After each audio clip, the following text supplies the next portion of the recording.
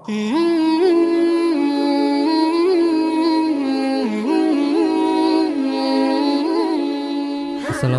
warahmatullahi wabarakatuh.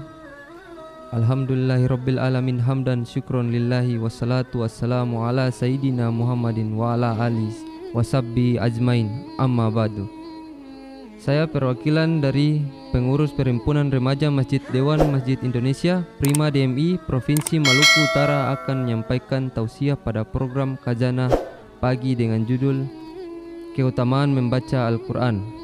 Sahabat kreatif, para pemuda-pemudi remaja masjid di mana saja Anda berada, dalam sebuah hadis riwayat Imam Tirmizi, Rasulullah SAW bersabda, barang siapa yang membaca satu huruf dari Al-Quran, maka baginya mendapat satu kebaikan, dan satu kebaikan tersebut dilipat gandakan menjadi 10 kalinya.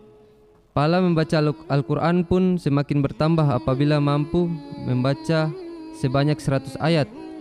Sabda Rasulullah SAW dalam hadis riwayat Ahmad mengatakan, siapa yang membaca 100 ayat pada satu malam, dituliskan baginya pahala sholawat sepanjang malam. Hadis tersebut menunjukkan betapa besarnya keutamaan membaca Al-Quran. Berikut ini 5 keutamaan membaca Al-Quran. Yang pertama, pahala berlipat ganda. Seseorang yang rutin membaca Al-Quran akan mendapatkan pahala yang berlipat ganda. Dari hadis radhiyallahu anha, Rasulullah SAW bersabda, yang mahir membaca Al-Quran bersama malaikat yang terhormat dan membaca Al-Quran sedangkan ia terbata-bata serta mengalami kesulitan, maka baginya 2 pahala. Hadis riwayat Bukhari dan Muslim. Selain itu, Rasulullah SAW bersabda sebagai berikut, barang siapa yang membaca satu huruf dari Al-Quran, maka ia akan mendapat satu kebaikan, dan dari satu kebaikan itu berlipat menjadi 10 kebaikan.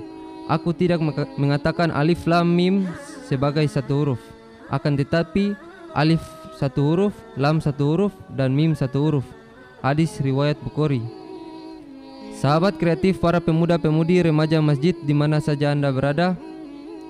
Yang kedua yaitu obat penyakit hati dan fisik. Membaca Al-Quran dapat menjadi obat bagi penyakit hati dan fisik. Cara yang sering dilakukan untuk mengobati diri dengan melakukan ruqyah. Allah Subhanahu wa taala berfirman, dan kami turunkan di Al-Quran suatu yang menjadi obat atau penyakit manusia dan rahmat bagi orang-orang yang beriman. Quran surah Al-Isra ayat ke-82. Selain itu Allah Subhanahu wa taala berfirman, orang-orang yang beriman dan hati mereka menjadi tentram dengan pembaca petunjuk Allah Subhanahu wa taala di dalam Al-Quran. Ingatlah, hanya dengan membaca petunjuk Allah hati menjadi tentram. Quran surah Ar-Ra'd ayat 28. Yang ketiga, rumah menjadi bercahaya. Dengan rutin membaca Al-Quran di rumah, maka rumah tersebut lebih bercahaya. Tak hanya itu, rumah yang senantiasa dibaca Al-Quran akan terasa lebih tenang dan damai. Rasulullah SAW bersabda, perumpamaan rumah yang disebut nama Allah di dalamnya dan rumah yang tidak disebut nama Allah di dalamnya adalah seperti perumpamaan orang yang hidup dan orang yang mati. Bahkan Imam An-Nawawi berkata, dalam hadis ini terdapat anjuran untuk banyak berzikir kepada Allah Subhanahu wa taala, termasuk membaca Al-Quran dan zikir-zikir lainnya di rumah, dan hendak rumahnya jangan dikosongkan dari zikir kepada Allah Subhanahu wa taala. Dalam riwayat At-Tirmizi juga terdapat sebuah hadis yang berbunyi, sesungguhnya setan tidak akan masuk ke rumah yang dibaca di dalamnya surah Al-Baqarah. Yang keempat, dilindungi dari godaan setan. Allah Subhanahu wa taala berfirman, sesungguhnya setan itu adalah musuh yang nyata bagimu, maka jadikanlah ia musuh, karena sesungguhnya setan-setan itu hanya mengajak golongannya supaya mereka menjadi penghuni neraka yang menyala-nyala. Quran surah Al-Fatir ayat ke-6. Dalam sebuah hadis sahih, Rasulullah SAW bersabda, janganlah kamu menjadikan rumahmu seperti kuburan dengan tidak pernah mengerjakan sholat dan membaca Al-Quran di dalamnya. Sesungguhnya setan akan lari dari rumah yang dibaca di dalamnya surah Al-Baqarah. Yang kelima yaitu memberikan syafaat di akhir kelak. Dengan membaca Al-Quran akan mendatangkan kemuliaan bagi orang yang rutin membaca dan mengamalkannya, tak hanya di dunia, bahkan di akhirat kelak. Al-Quran dapat menjadi syafaat atau penolong.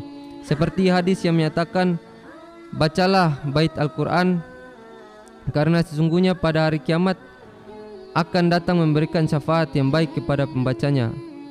Hadis riwayat Muslim. Dalam hadis tersebut nantinya Al-Quran akan datang dan bersaksi pada Allah Subhanahu wa taala untuk umat manusia yang rajin membacanya. Dengan kesaksian inilah Al-Quran akan membantu seseorang dengan memberikan kemuliaan di akhir kelak. Demikianlah tausiah yang dapat saya sampaikan pada kesempatan ini. Mudah-mudahan berkenan di hati kalian semua. Amin ya rabbal alamin. Terima kasih atas segala perhatiannya dan mohon maaf atas segala kekurangan dan kehilafannya. Semoga kita selalu membaca Al-Quran. Amin ya rabbal alamin. Oleh karenanya, saya atas nama Alfiansa Makbul Haji Kamal, utusan dari Remus Al-Ikhlas Kota Ternate, mengucapkan banyak terima kasih kepada Prima DMI Malut yang telah memberikan saya kesempatan untuk bertausiah pada program Khazanah Pagi yang disiarkan langsung oleh Pro 2 RRI Ternate. Semoga Prima DMI Malut akan semakin eksis ke depan dalam berkarya dan menampilkan calon dai dan daia muda Maluku Utara yang istiqomah dalam menebarkan kebaikan.